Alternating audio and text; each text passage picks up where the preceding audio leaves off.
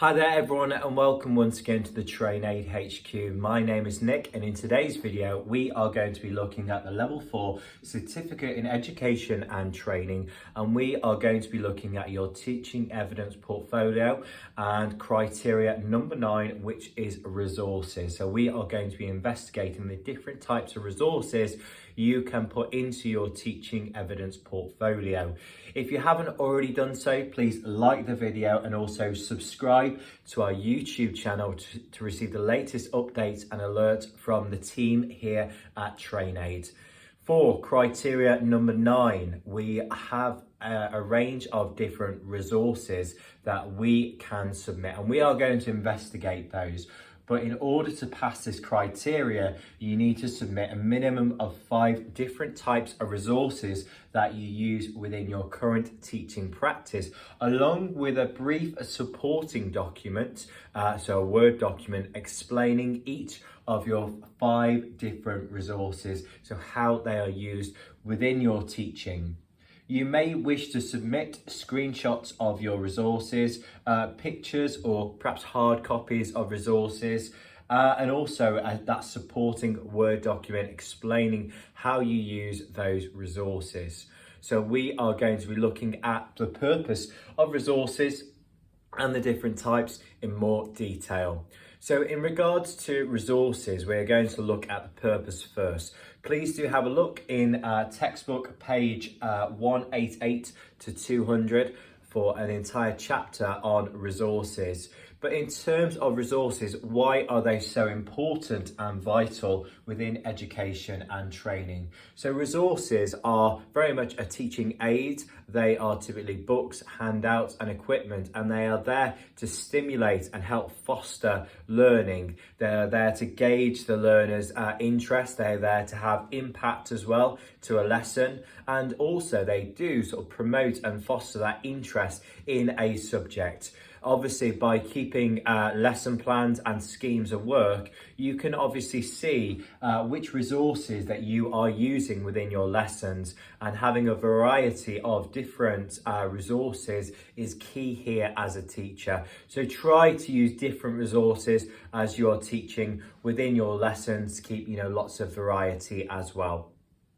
With your resources, you can of course create resources. That's very exciting as a teacher, perhaps creating your own PowerPoints, for example, for your own courses. Please of course do check your spelling, grammar, punctuation as well, just to see that you're obviously setting a good example for your learners. So perhaps get a colleague to perhaps proofread your resources or have a go to see how they get on, and they can obviously give you with lots of supportive feedback as well. So do have a go, perhaps trialing and making your own resources there. So it's quite an exciting factor with teaching. So what are the considerations when using resources within teaching? So obviously resources have to be accessible and inclusive to all of your learners as well. So once again, by collaborating with different colleagues, you can discuss whether or not they are going to be achievable and accessible for all of your learners. So very important you do that. Some of the key considerations: we have to ensure that we are promoting equality and also promoting diversity, and also to challenge stereotypes as well. So do consider those key factors when using those resources, and also try to enforce a variety of different resources to promote and help to foster interest within your lessons as well. In terms of resources available, there are those available on the internet. Some of them are free, some of them you do have to pay. Be wary of copyright as well. And also remember, if you're creating your very own resource, try to make a contribution as well to perhaps your organisation. Perhaps you can showcase resources on inset days, for example. So obviously that is going to help other teachers as well, and in return hopefully they can share their own resources with you, okay, and that is going to reduce your planning time as well. So by passing on resources to fellow teachers is a good hallmark of any teacher. In regards to passing this criteria of the level 4 certificate, what we are looking for is for you to submit 5 different resources, okay? These can be a range of different resources, whether they are electronic, such as a website, perhaps a video that you show to your learners. These could be photos of perhaps mobile phone apps that you use within the lesson with your learners. Even hard copy textbooks are an example of a teaching resource as well. So we're looking for you to show us 5 minimum resources. But some of the things that you could write about each resource is the name of the resource. Where is the resource from? Is it perhaps from a website, or did you create the resource? How do you use the resource within your own teaching practice? What is the feedback from learners? Do they enjoy the resource? Do they grasp it straight away? Or do they take a little bit longer to understand and to use the resource? And also, what are the strengths and limitations of the resource as well? So in order to pass this criteria, please submit 5 different resources and also supporting Word documents with a paragraph under each resource explaining how they are used within your teaching practice.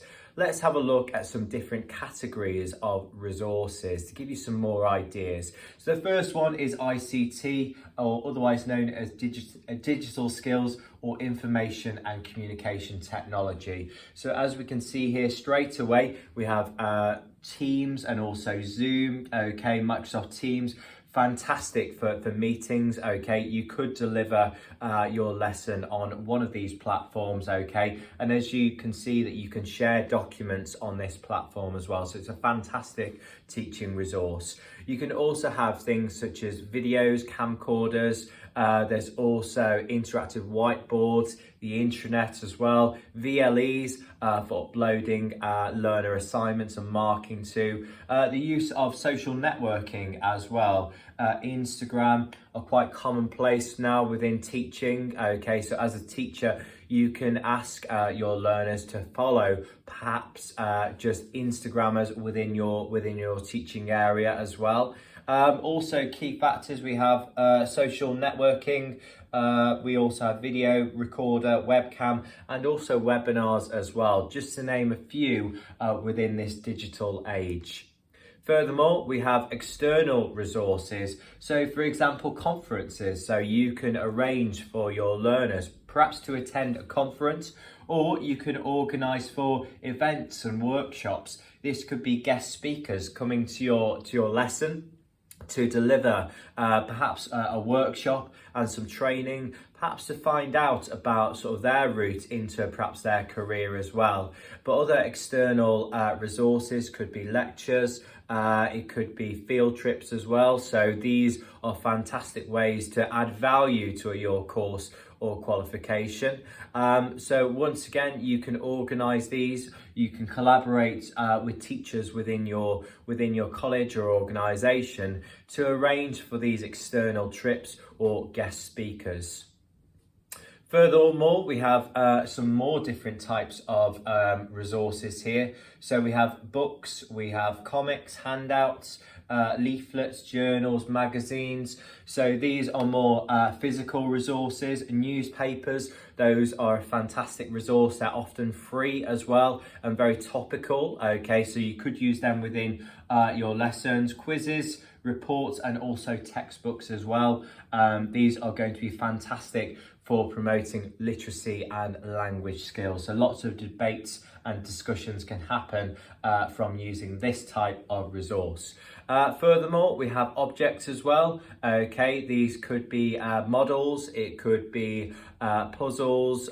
We have lots of samples of products as well. So this is going to be fantastic for maybe more kinesthetic learners within your lessons, okay? Once again, it's very good to have a variety of different objects and also resources during lessons. Furthermore, we have people as resources. So you could invite perhaps course managers to come into your classroom, so colleagues, teachers, trainers, managers, mentors, admin staff, support staff coming in and being an additional resource, okay, perhaps teaching a topic within your lesson. Other professionals, internal, external staff. We also have specialist speakers, also volunteers as well. So once again, you might have to arrange that in advance. And furthermore, we have our last category. We have visual aids. These can be charts, posters. We could also have sticky notes or any posters that your learners create. So your learners can, of course, create resources, and you can put them around your teaching room and environment. We also have maps, photos, presentation equipment as well, whiteboards, and perhaps a year planner and a calendar. So having a planner, a planner or a calendar is going to help organize your learners there. We have gone through the different types of resources within education and training. Once again, to pass this criteria, please do submit a minimum of 5 different resources, okay? So these can be presented as photos, screenshots. You can put these on a Word document with a brief description of each one. Please do email your evidence to the marking team at CET@train-aid.co.uk. Once again, thank you very much for watching today's video. Please like the video and subscribe to our YouTube channel to receive the latest updates and alerts from the team. Thank you very much for watching, and bye for now.